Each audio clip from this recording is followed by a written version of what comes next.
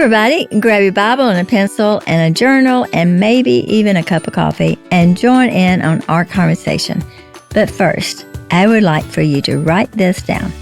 Luke chapter 14, verses 27 through 30.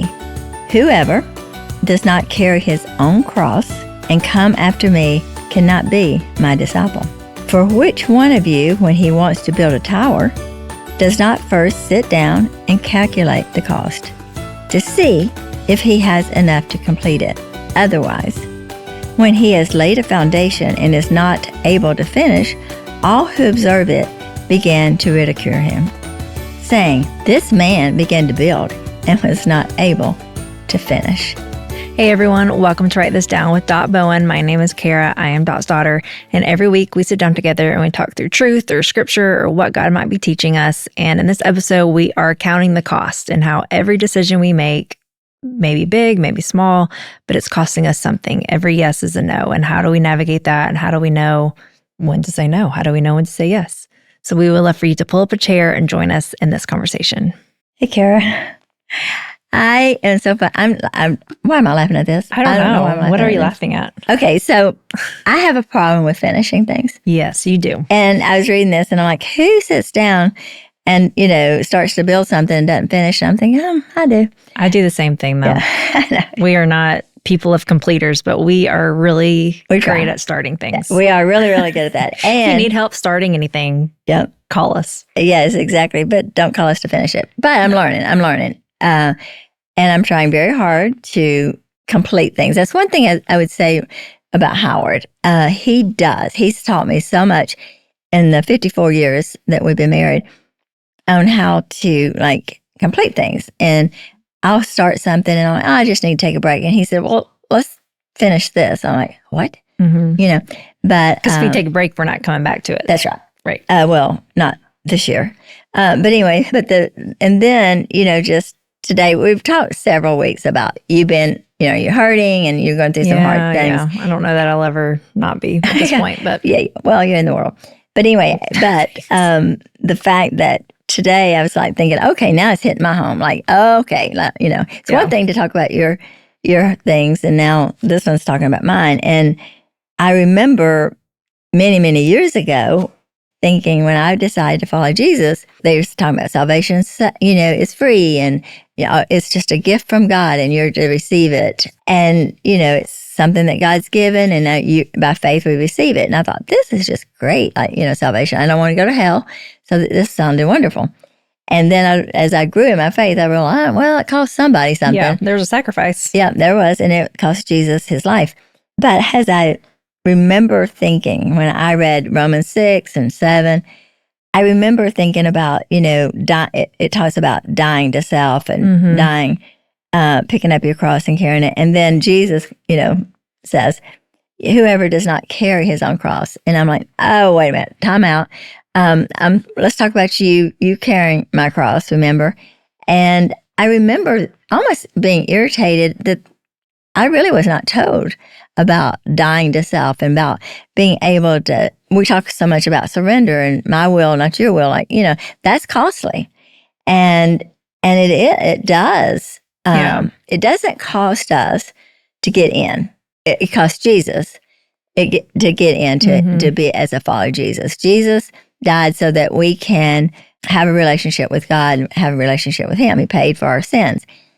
But as we're a child of God, there are some decisions, there are some choices that we have to make that are hard decisions. Yeah. And it will cost you something. Yeah. And so it's kind of like, let's just talk about that. Things that cost us. I was in a conversation a couple months ago, and this whole idea kind of hit me because, and I don't even remember the details of the conversation, but I remember thinking, the person was struggling with a choice. And again, I don't remember the choice. I don't remember any of the details, but I just remember thinking, because I think that there was a cost to the decision. There was, if I do that means I can't do this. If I live this lifestyle, then I won't be able to live that lifestyle, what you're giving up.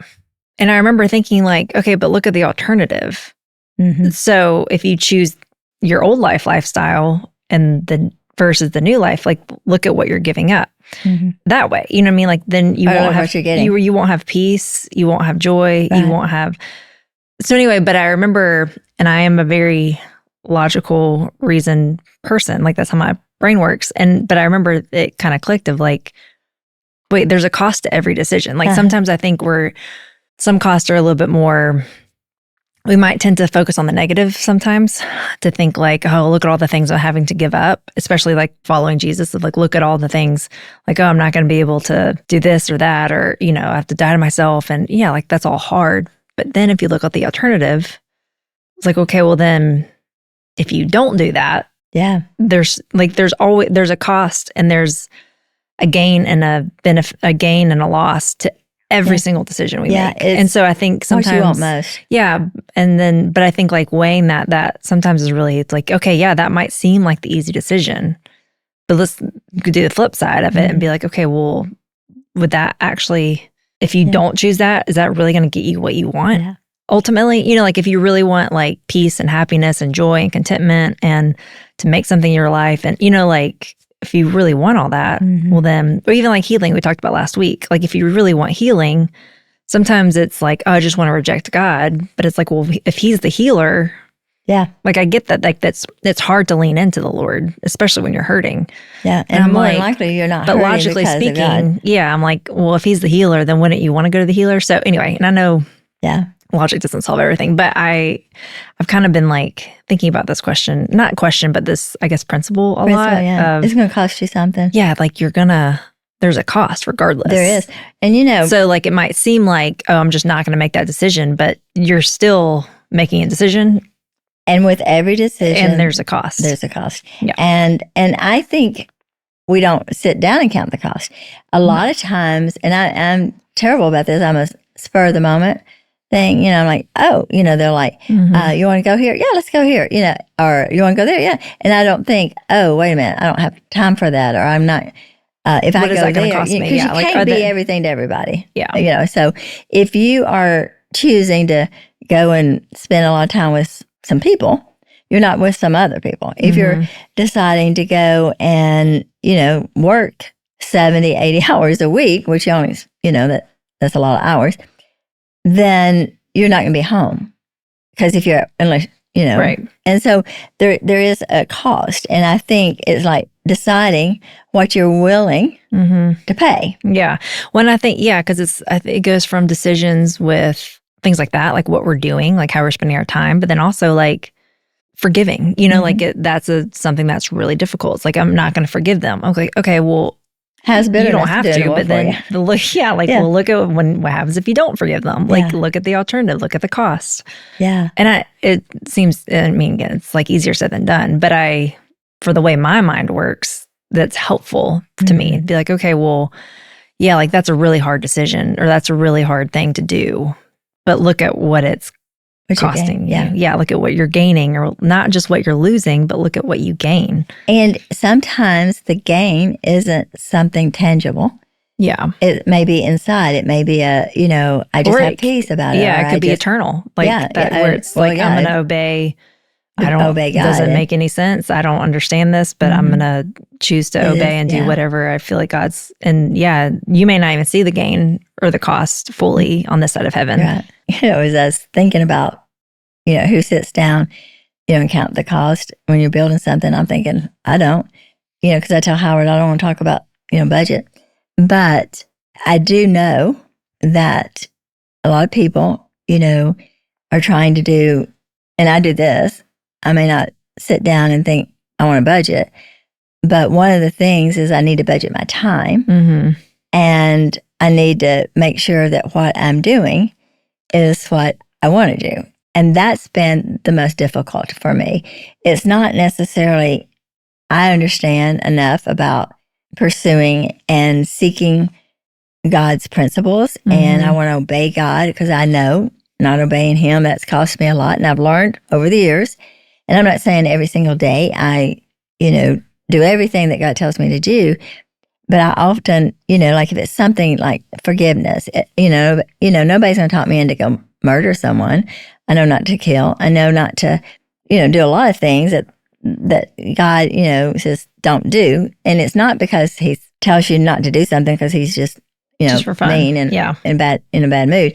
He's telling you because you don't want to pay the cost of that. Yeah. and you don't even know what the cost of that is. But I think for me, the way I'm not living a life worth living is that I'm choosing to let other things rob me of the things I love the most. And so often it is those immediate things. It's those things that pop up that I don't think about and I immediately start going toward. And I think that God is teaching me this year. We have every year we have a word for the year. And mine was time. It's like, what am I doing with the best use of my time? And every day I have a choice in how I'm going to spend that. Yeah. And so mine was miracle, which is a little tender right now. Yeah. I don't really want to, I'm not going to cry in this episode. Why I bring that up is because there have been moments recently where I am tempted to step in. I'm tempted to, like, I don't see God do anything, or I don't see, like I'm hurting, or, like I want to put my hand in the situation. Yeah. I want to do something. I want to say something. I want to act. But I think about, I want a miracle. Like I want the Lord to do something. So if that's what I want, the cost is surrender. The cost is letting the Lord, like not putting my hand in it, not moving, not acting, like it's like the Israelites at the Red Sea, like they needed a miracle to cross the Red Sea. And so, yeah, they could have turned around. And they wanted to. Right. Or are you going to wait and trust God and be still and wait until he says to take a step, or wait until he, like whatever. And waiting is costly. Just waiting. I mean, being still, that's costly because it pays well. Yeah. In the long run is like, I think one of the hardest things, especially for moms or women, is not to step in and control the situation, not think, well, you've got the answers to everybody and solve everybody's problem.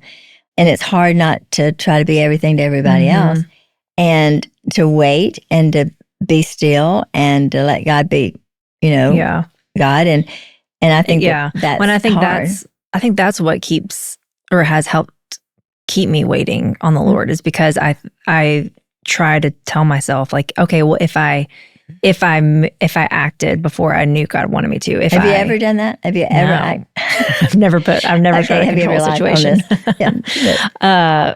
But even those times, like when I did, like I either feel regret, or I feel like, why did I do that? Like I lose my peace, or I beat myself up, like, oh, why did I do that, or whatever. And of course, God is sovereign. There's grace abounds. But also, I don't want to like deal with that either. Like I don't want to have to like work through. I'd rather just have the peace. And so, like I think counting the cost is and I think it's very important we have a cost, because if we didn't have a cost or consequence, or if we weren't held accountable, of our actions, what would we do? Well, and sometimes I think there are certain situations or things where I have not counted the cost, but I remember that. So then in future, or in now or future, I think back to like, okay, remember that time I did do that, or I didn't do that, or, whatever. And remembering what it cost me, that helps, make want you to wait and count. And sometimes, and I think sometimes we don't know what the cost is. Like there could be situations that maybe aren't as black and white, or we don't know. Like, well, I don't know what would happen. I don't know what hangs in the balance. Yeah, I remember Dr. Stanley always saying, "You reap what you sow, later than you sow, and more than you sow." And I think that's part of counting the cost, because there is a consequence to every decision. There's fruit of it. You can call it that way. You're going to either produce and have the cost would be a certain fruit, whether it's bitterness, anger, whether it's division, whether it's, just overall just a terrible attitude sometimes, of just because you've made this decision to do something. And I don't know if you've ever done this, but I have, where you've said yes to way too many things. And then you get into it, like, why did I say yes to this? And so the cost begins to be something I begin to, kind of start to reap. And I'm like, I don't know why I did that. And so it is learning from those mistakes and going, I don't want to do that. I find myself, well, okay, this is the truth.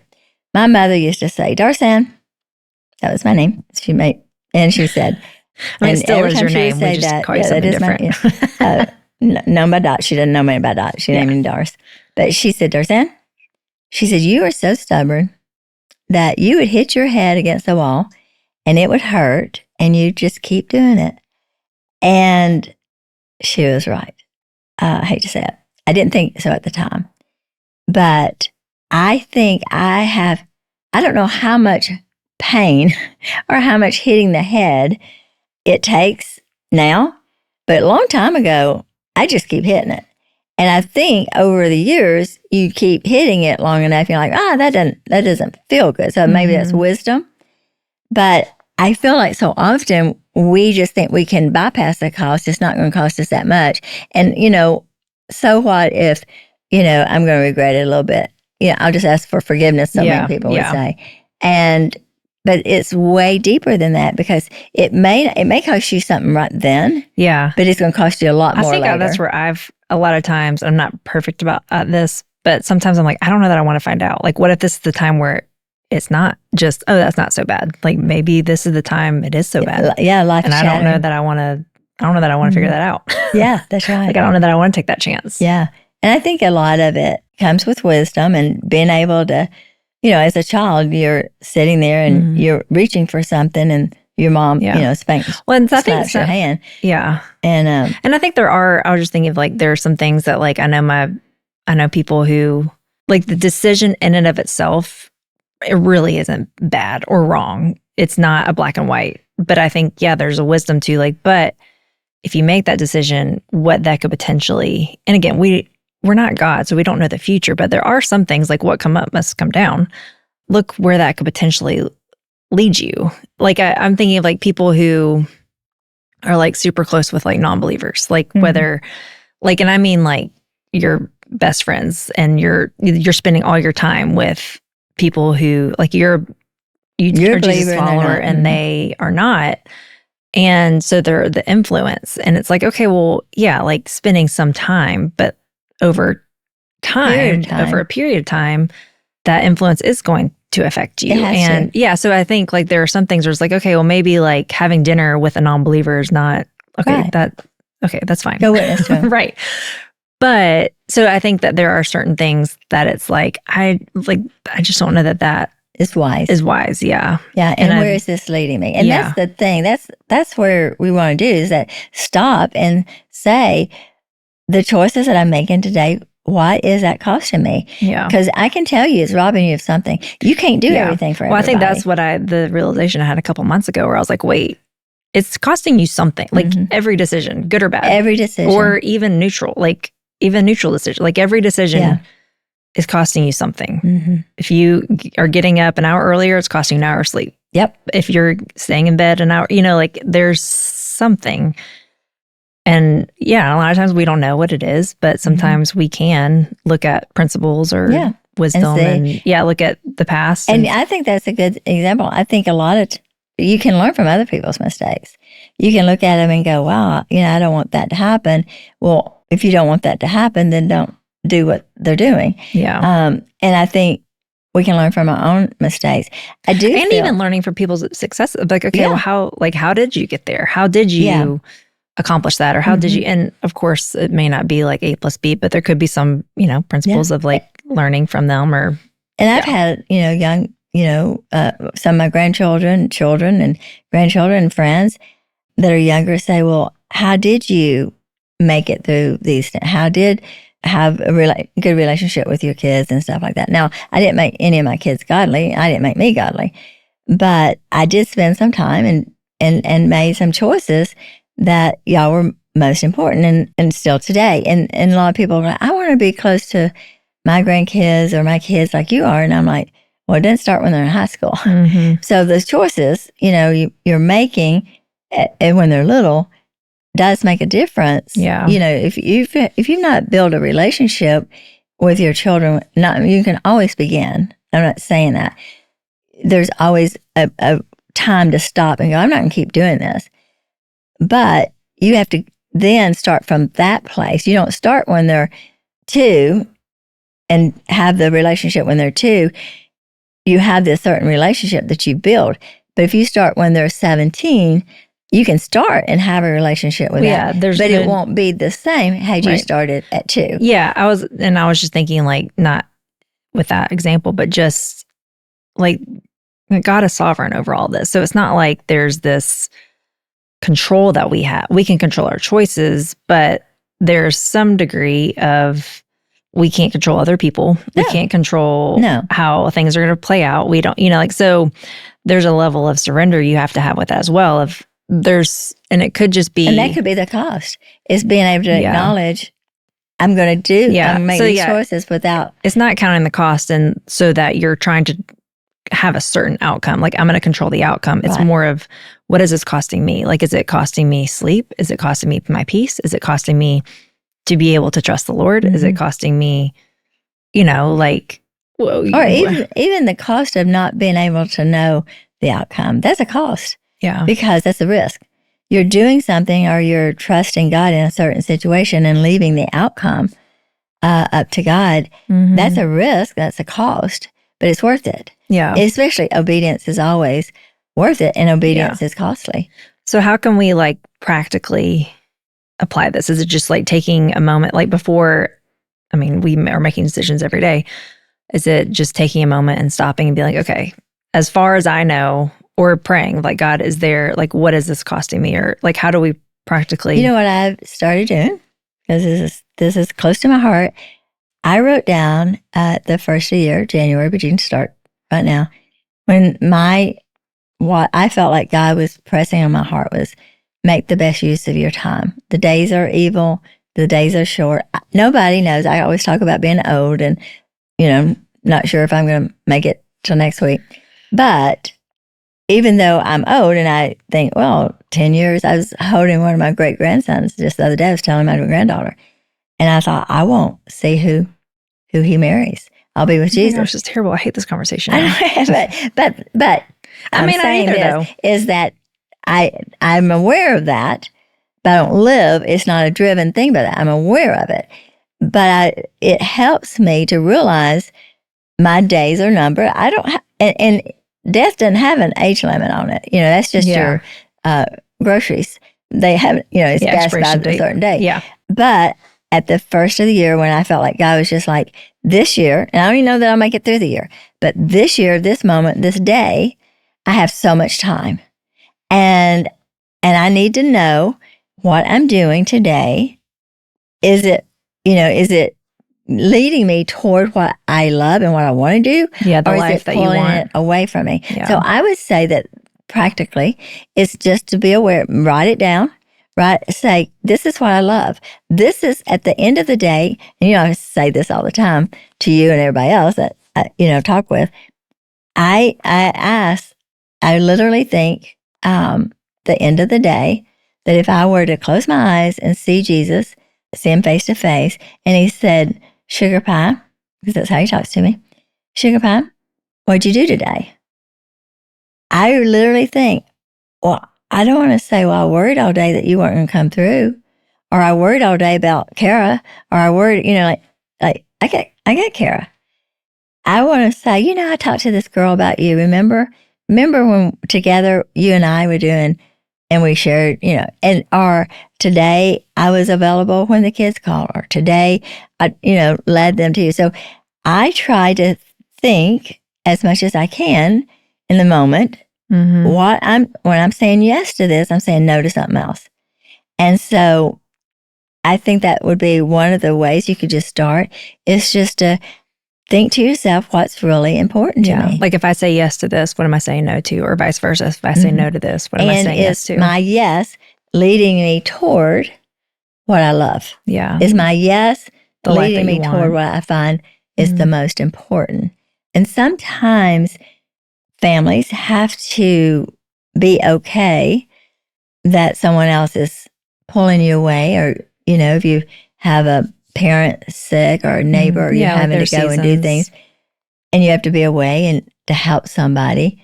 But if you're always out helping someone else, or you're always doing something, other than what's really important to you, you can do that for a little bit, but you don't want to spend a lot of time, most of your time. So those are choices that you make, and just be willing to know that if I say yes to this, I'm saying no to something. And is the no more important than what I want? Mhm. If what I'm saying yes to is going to make that no to rob me of something, then I need to not say no to that. I need to say no to the other. And you just discern, like, what is it? What is my yes leading me? And just know that I believe with all my heart that we are in a spiritual warfare. And I think the enemy makes a lot of things that look good. And, I said this all the time. Some things, they may be okay to do, but should you? You may do everything, but should you?